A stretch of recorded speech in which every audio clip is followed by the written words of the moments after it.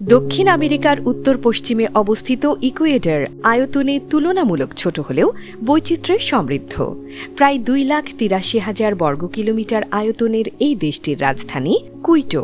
Ecuador নামের অর্থই হল নিরক্ষরেখা, কারণ এই কাল্পনিক রেখাটি দেশটির মধ্য দিয়ে অতিক্রম করেছে।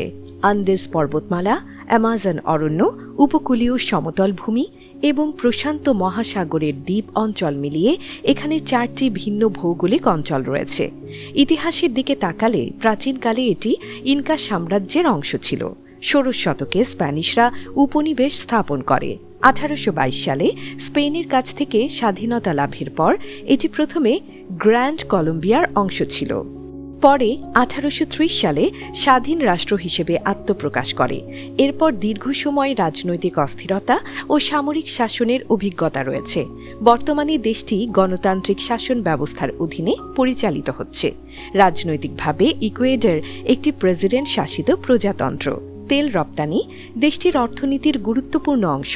তবে সাম্প্রতিক বছরগুলোতে অর্থনৈতিক সংকট, ঋণ নির্ভরতা এবং অপরাধ বৃদ্ধির মতো চ্যালেঞ্জ সামনে এসেছে। নিরাপত্তা পরিস্থিতি কিছু সময়ে উদ্বেগের কারণ হয়েছে। কিসে বিখ্যাত? ইকুয়েডর সবচেয়ে বেশি পরিচিত গ্যালাপাগোস দ্বীপপুঞ্জের জন্য। এই দ্বীপগুলো জীববৈচিত্র্যের জন্য বিশ্বজুড়ে খ্যাত। এছাড়া কলা, কোকো ও তেল রপ্তানিতেও দেশটির সুনাম রয়েছে। উচ্চভূমির শহর কুইটো তার ঐতিহাসিক স্থাপত্যের জন্য পরিচিত। নাগরিক সুবিধার ক্ষেত্রে বড় শহরগুলোতে শিক্ষা ও স্বাস্থ্যসেবা তুলনামূলকভাবে উন্নত, তবে গ্রামীণ এলাকায় অবকাঠামো ও কর্মসংস্থানের সুযোগ সীমিত। অর্থনৈতিক বৈষম্য এবং নিরাপত্তার সমস্যা সাধারণ মানুষের জীবনে প্রভাব ফেলছে। ধর্মীয়ভাবে অধিকাংশ মানুষ খ্রিস্টান, বিশেষ করে রোমান ক্যাথলিক। পাশাপাশি প্রোটেস্ট্যান্ট সম্প্রদায়ও রয়েছে। মুসলিম জনগোষ্ঠী খুবই ছোট এবং তাদের উল্লেখযোগ্য জাতীয় পর্যায়ের অবদানের তথ্য সীমিত।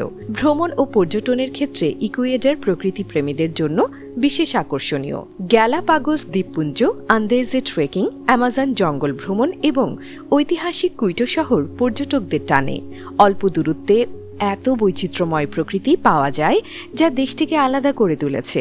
সব মিলিয়ে ইকুয়েডর একটি ছোট কিন্তু গুরুত্বপূর্ণ দেশ। প্রাকৃতিক সম্পদ, জীববৈচিত্র্য এবং সাংস্কৃতিক ঐতিহ্য তাকে বিশ্ব মানচিত্রে বিশেষ অবস্থান দিয়েছে।